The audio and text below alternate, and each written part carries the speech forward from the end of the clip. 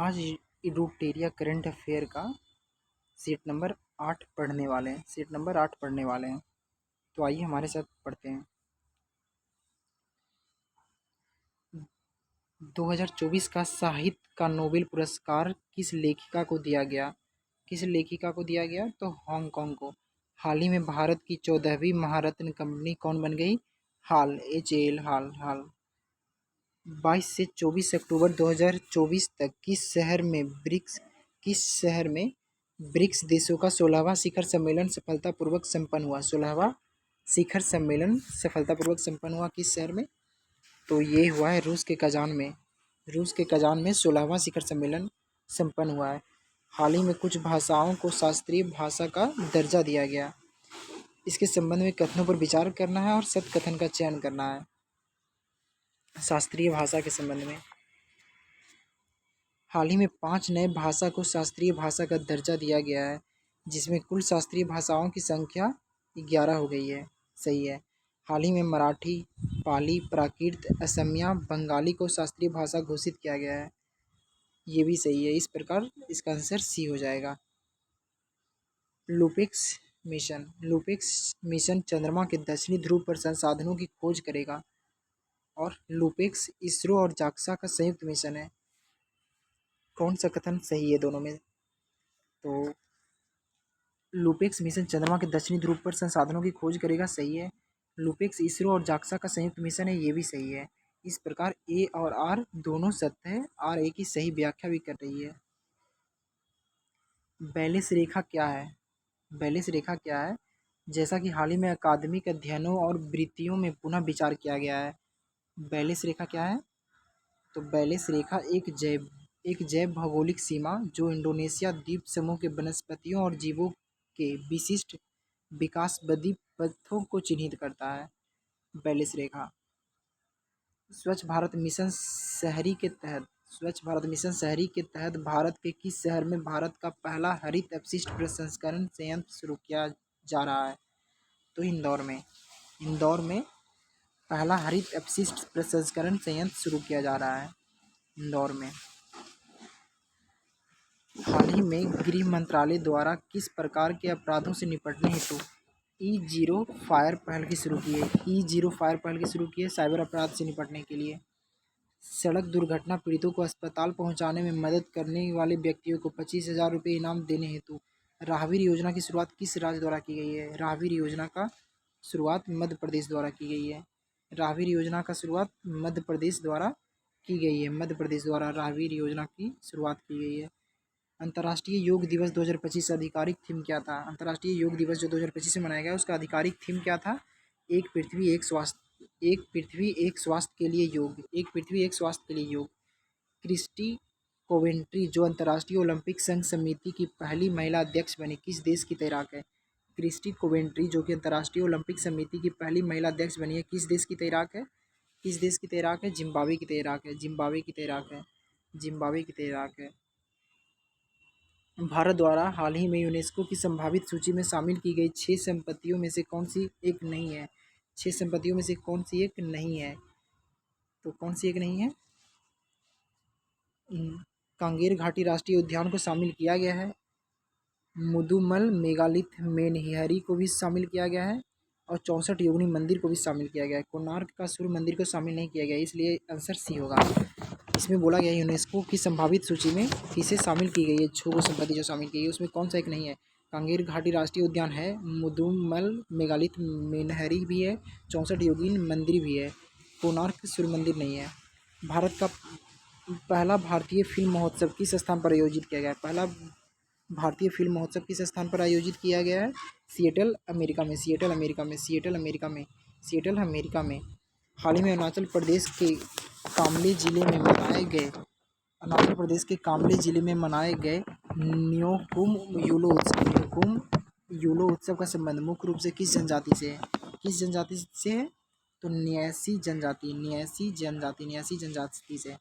देश में किस राज्य ने गांव के लोगों को त्वरित और पारदर्शी तरीके से न्याय दिलाने के लिए पहली बार ई ग्राम कचहरी प्रणाली लागू की है? पहली बार ई ग्राम कचहरी प्रणाली लागू की है, तो ये हमारा बिहार ने लागू की है। बिहार ने ई ग्राम कचहरी प्रणाली लागू की है। भारतीय नौसेना ने हाल ही में किस जहाज को महाराष्ट्र पर्यटन विकास निगम को सौंपा है ताकि उसे भारत के पहले अंडर वाटर म्यूजियम कृत्रिम चट्टान में परिवर्तित किया जा सके? तो आईएनएस गुलदार को किया गया है, आईएनएस गुलदार को। खेलो इंडिया पैरा गेम्स, खेलो इंडिया पैरा गेम्स, खेलो इंडिया पैरा गेम्स के I P G, Khelo India para games के आई पी जी 2025 का आयोजन किस शहर में किया गया है? नई दिल्ली में। खेलो इंडिया पैरा गेम्स 2025 का आयोजन नई दिल्ली में किया गया है। मार्च 2025 में जारी वर्ल्ड हैप्पीनेस इंडेक्स के अनुसार भारत की रैंकिंग क्या है? वर्ल्ड हैप्पीनेस रिपोर्ट के अनुसार 2025 के अनुसार भारत की रैंकिंग 118 है, भारत की रैंकिंग 118 है, वर्ल्ड हैप्पीनेस रिपोर्ट में 118 है। विश्व क्षय रोग यानी टीबी दिवस 2025 की थीम क्या था? 2025 में टीबी की थीम क्या था? हाँ हम टीबी को खत्म करें, हाँ हम टीबी को खत्म कर सकते हैं, प्रतिबद्ध निवेश उद्धार।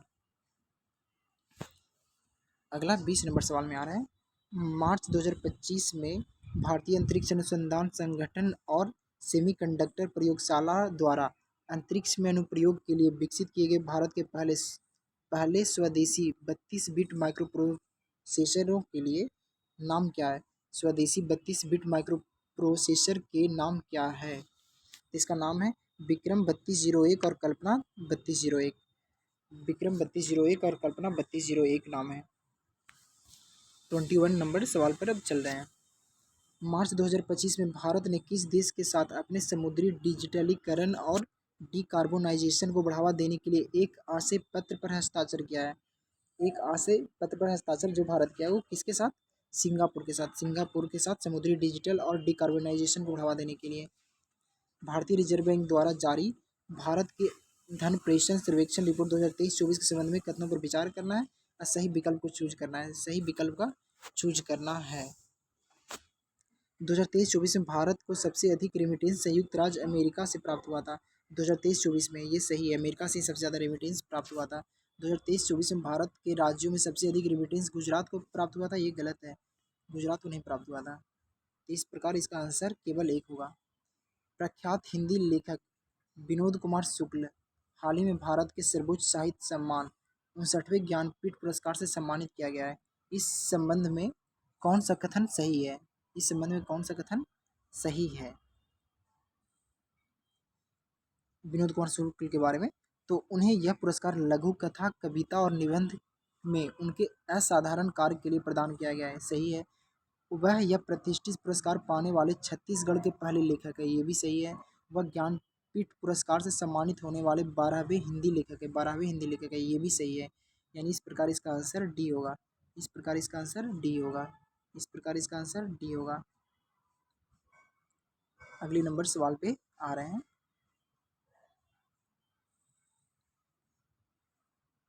किस राज्य की सरकार ने जल इकाइयों के संरक्षण के लिए जल गंगा संवर्धन अभियान की शुरुआत की है? जल गंगा संवर्धन अभियान, मध्य प्रदेश ने जल गंगा संवर्धन अभियान की शुरुआत की है।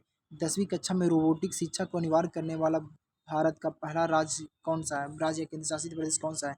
ये तो आप जानते हैं, ये बहुत ज़्यादा चर्चित राज्य रहता है केरल, जहाँ शिक्षा में अधिक है, साक्षरता अधिक है, लिंगानुपात अधिक है। केरल इसका आंसर होगा।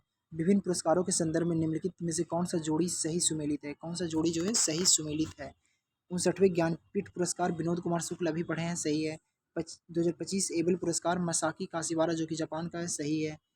और ये दोनों सही है, बाकी ये और ये दोनों गलत है। इस प्रकार इसका आंसर 26 का आंसर 1 और 2 यानी ए आंसर होगा। 26 का आंसर कौन सा होगा? ए। 26 का आंसर ए। भारतीय सिनेमा सांस्कृतिक प्रभाव और सार्वजनिक सेवा में योगदान के लिए लाइफ टाइम अचीवमेंट अवार्ड से किसे सम्मानित किया गया? लाइफ टाइम अचीवमेंट अवार्ड से किसे सम्मानित किया गया? रजनीकांत को, रजनीकांत को। भारतीय सिनेमा सांस्कृतिक प्रभाव और सार्वजनिक सेवा में योगदान के लिए लाइफ टाइम अचीवमेंट अवार्ड से किसे सम्मानित किया गया? रजनीकांत को। भारत ने किस देश के साथ ग्रीन और डिजिटल शिपिंग कॉरिडोर सहयोग पर एक आशय पत्र पर हस्ताक्षर किया? ग्रीन और डिजिटल शिपिंग कॉरिडोर पर, ग्रीन और डिजिटल शिपिंग कॉरिडोर पर, तो सिंगापुर के साथ। ये अभी थोड़ा देर पहले सवाल पढ़े थे। भारत में मनाया गया अंतर्राष्ट्रीय लवी मेला का संबंध किस देश से है? अंतर्राष्ट्रीय लवी मेला का संबंध किस देश से है? तो ये है भूटान से। भारत में मनाया गया अंतर्राष्ट्रीय लवी मेला का संबंध भूटान से है, भूटान से है। वित्त वर्ष 2024-25 में सबसे अधिक जीएसटी संग्रह करने वाला राज्य कौन है? महाराष्ट्र। महाराष्ट्र सबसे अधिक जीएसटी संग्रह करने वाला राज्य महाराष्ट्र है। प्रधानमंत्री सूक्ष्म खाद्य उन्नयन योजना के सफल क्रियान्वयन में बिहार ने देश भर में कौन सा स्थान हासिल किया है? पहला स्थान। सूक्ष्म खाद्य उद्योग उन्नयन योजना में बिहार ने पहला स्थान हासिल किया है। बिहार ने पहला स्थान हासिल किया है। 2025-26 खरीफ विपणन सत्र के लिए न्यूनतम समर्थन मूल्य यानी एमएसपी खरीफ विपणन सत्र के लिए एमएसपी के संबंध में कथनों पर विचार करना है। कौन सा कथन सही है? तो धान के लिए एमएसपी 100 रुपये प्रति क्विंटल की वृद्धि की गई है, ये गलत है। सभी खरीफ फसलों में नाइजर सीड को एमएसपी में सबसे अधिक निरपेक्ष वृद्धि प्राप्त हुई है, सही है। बाजरा के लिए एमएसपी ये गलत है, यानी बी इसका आंसर होगा। 32 का आंसर बी होगा। बिहार की साइकिल योजना लागू करने के लिए संयुक्त राष्ट्र ने किन किन अफ्रीकी देशों का चयन किया है? किन किन अफ्रीकी देशों का चयन किया है? तो जाम्बिया को चयन किया है, माली को भी चयन किया है और मेडागास्कर को भी चयन किया है, इसलिए इसका आंसर डी होगा। सी ड्रैगन 2025 वार्षिक बहुपक्षीय नौसैनिक अभ्यास का आयोजन कहाँ किया गया है? सी ड्रैगन का आयोजन कहाँ किया गया है? तो ये किया गया है पश्चिमी प्रशांत महासागर में सी ड्रैगन का आयोजन किया गया है। पश्चिमी प्रशांत महासागर में सी ड्रैगन का आयोजन किया गया है। हाल ही में अरब शिखर सम्मेलन के आपातकालीन बैठक कहाँ की गई है? अरब शिखर सम्मेलन की आपातकालीन बैठक कहाँ की गई है? काहिरा में।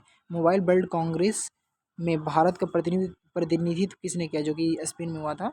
मोबाइल वर्ल्ड कांग्रेस की प्रतिनिधित्व भारत का किसने किया था? तो ये किया था ज्योतिरादित्य सिंधिया ने किया था मोबाइल वर्ल्ड कांग्रेस 2025 का नेतृत्व। नो योर मेडिसिन यानी KYMF किस मंत्रालय की पहल है? नो योर मेडिसिन किस मंत्रालय का पहल है?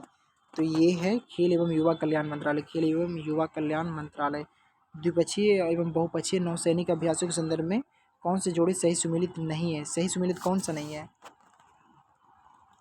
अभ्यास वरुण भारत और सिंगापुर गलत है, फ्रांस के साथ है। अभ्यास खंजर भारत और फ्रांस ये गलत है, ये किर्गिस्तान के साथ शायद है। अभ्यास इनियोकस भारत और ग्रीस के साथ अभ्यास इनियोकस भारत और ग्रीस के साथ सही है।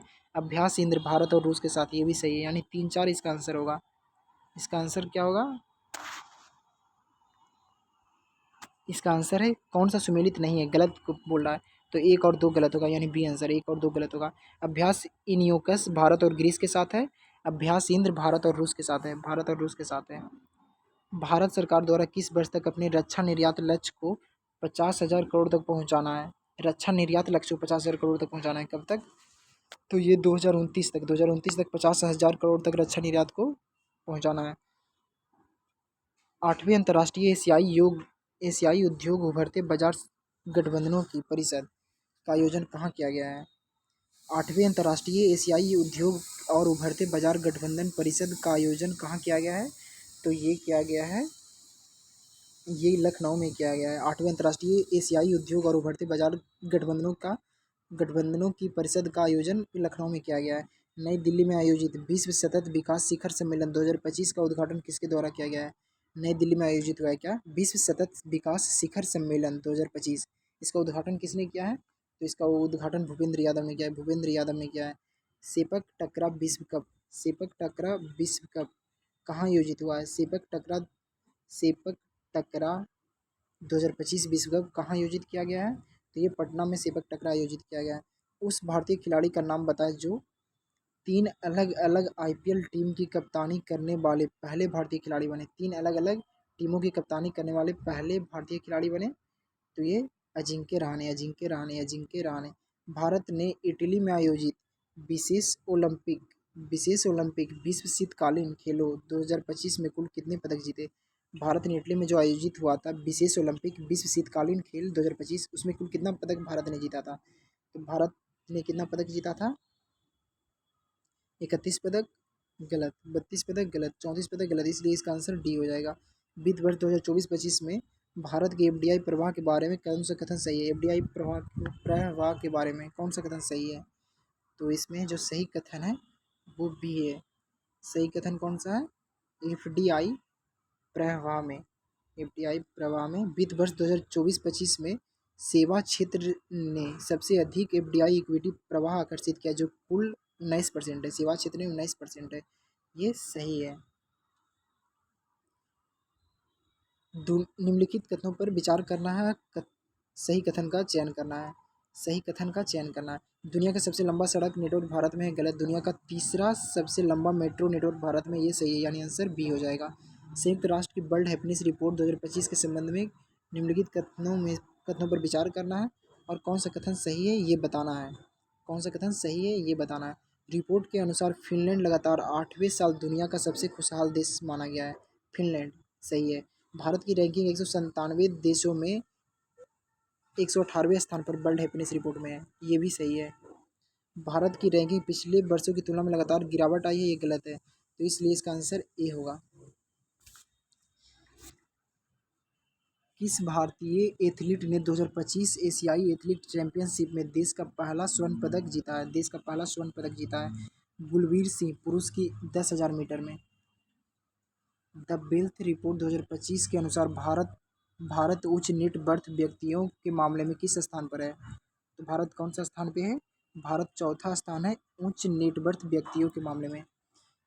हाल ही में किस एशियाई देशों ने भारतीय निवेशक, पर्यटकों और पेशेवर को आकर्षित करने के लिए 10 वर्षीय गोल्डन वीज़ा की शुरुआत की है? 10 वर्षीय गोल्डन वीज़ा की शुरुआत किसने की है? तो ये की है वियतनाम ने। वियतनाम ने भारतीय निवेशक, पर्यटक और पेशेवर को आकर्षित करने के लिए 10 वर्षीय गोल्डन वीज़ा का शुरुआत किया है। इस प्रकार आज का वीडियो यहीं पे ख़त्म होती है। अगली वीडियो अगले दिन आपको मिल जाएंगे।